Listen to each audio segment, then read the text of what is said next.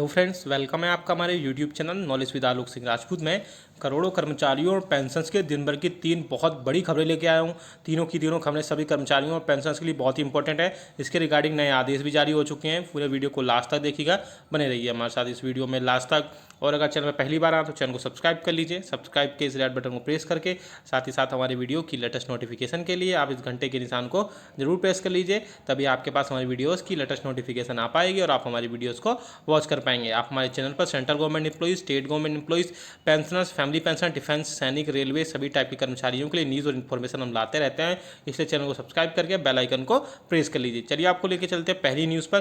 पहली न्यूज़ जो आ रही है आप देख सकते हैं मिनिस्ट्री ऑफ रेलवे के रेलवे मंत्रालय की तरफ से रेलवे बोर्ड की तरफ से 29 जुलाई 2020 को जारी किया गया नोटिफिकेशन है, जहां पर स्टेट रेलवे प्रोविडेंट फंड की जो रेट ऑफ इंटरेस्ट है, जैसा कि आपको पता कि हर 3 मंथ के लिए, क्वार्टरली मंथ्स के लिए जो है रेट ऑफ इंटरेस्ट सरकार जारी करती है। अब जो रेट ऑफ इंटरेस्ट जारी हुई है वो आप देख सकते हैं 1 जुलाई 2020 से 30 सितंबर 2020 के लिए, जिसकी इंटरेस्ट रेट आप देख सकते हैं 7.1% रखी गई है।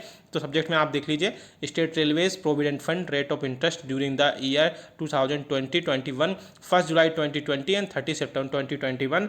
तो यहाँ से देख लीजिए prescribing interest at the rate of 7.1% with effect from 1st July 2020 to 30 September 2020 on accumulation of the credit of the subscribers of State Railway Provident Fund is enclosed for necessary information and necessary action taken। तो आप देख सकते हैं कि 7.1 जो रखी गई है आप स्टेट रेलवे प्रोविडेंट फंड की रेट ऑफ इंटरेस्ट रेट 3 महीने के लिए 1 जुलाई 2020 से 30 सितंबर 2020 के लिए। चलिए दूसरी न्यूज़ की तरफ लेके चलते हैं। दूसरी न्यूज़ जो आ रही है महाराष्ट्र राज्य के कर्मचारियों के लिए एक अच्छी खबर आ रही है। आप देख सकते हैं कोरोना संकट के बीच महाराष्ट्र के राज्य परिवहन मंडल के हजारों कर्मचारियों को बकाया वेतन मिलने जा रहा है। सरकार ने इसके लिए 550 करोड़ का अनुदान जारी करने का फैसला लिया है। इस रकम से उन कर्मचारियों को बड़ी राहत मिलेगी जिनका पिछले 1.5 महीने से बकाया अटका पड़ा है। कर्मचारियों को मार्च महीने का 25%, मई का 50% और जून महीने का वेतन जुलाई समाप्त होने के बाद भी नहीं दिया गया था। इस फैसले से कर्मचारियों को इन तीनों महीनों का भुगतान किया जाएगा। दरअसल 23 मार्च से लॉकडाउन के बाद से राज्य परिवहन महामंडल की सेवा ठप थी। बस डिपो में 18,000 से ज़्यादा बस खड़ी हुई थी। इस वजह से राजस्व बंद हो गया था, तो कर्मचारियों की सैलरी पर भी कैंची चल पड़ी। लेकिन बीते 3 महीने की लंबी अवधि के दौरान कर्मचारियों को आर्थिक चुनौतियों का सामना करना पड़ रहा था, लेकिन इस फैसले के साथ ही उन्हें राहत मिलेगी। बता दें कि राज्य के परिवहन मंत्री अनिल परब और उप मुख्यमंत्री अजित पवार के बीच इस मुद्दों को लेकर मीटिंग हुई के बाद यह फैसला लिया गया है। तो और कोरोना संकट के चलते राज्य सरकारों के राजस्व में कमी देखने को मिली है। इस वजह से राज्य सरकारें अपने कर्मचारियों के भत्तों और सैलरी में कटौती के फैसले ले चुकी हैं।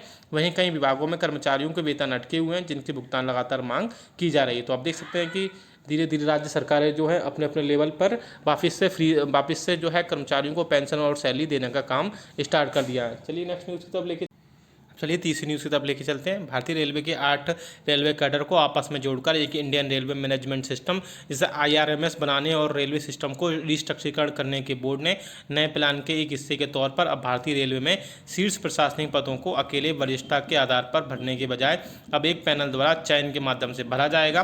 कैबिनेट ने IRMS सिस्टम को पिछले साल दिसंबर में मंजूरी दी थी।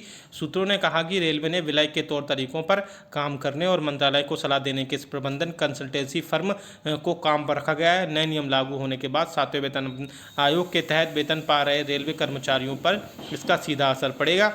कैबिनेट द्वारा इस कदम को मंजूरी दी जाने के बाद 7 महीने के बाद रेल मंत्री पीयूष गोयल ने बुधवार को सर्विस स्पेसिफिक अधिकारियों और संघों के साथ बातचीत शुरू की, जिसे सर्वसम्मति निर्माण अभ्यास के रूप में देखा जा रहा है।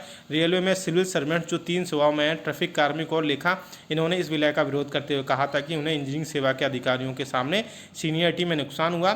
सिविल सेवा के एवं इंजीनियरिंग सेवा समकक्षों की तुलना में कुछ साल बढ़े, ऐसा 2 प्रवेश परीक्षाओं के कारण हुआ है। आगे आप देख सकते हैं सूत्रों ने कहा कि DRM और GM अध्यक्ष रेलवे बोर्ड और अतिरिक्त महाप्रबंधक जैसे सीनियर पदों के लिए योग्यता के आधार पर अधिकारियों को चुनने के लिए चयन पैनल का गठन किया जा सकता है और आयु के अनुसार मापदंड रखे जा सकते हैं।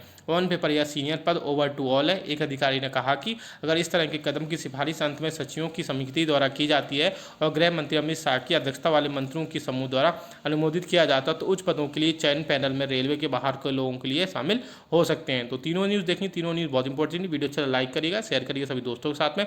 ऐसे न्यूज़ अपडेट्स के लिए आप हमारे चैनल को सब्सक्राइब भी कर लेगा। मिलते हैं आपको नेक्स्ट वीडियो में। Thank you so much.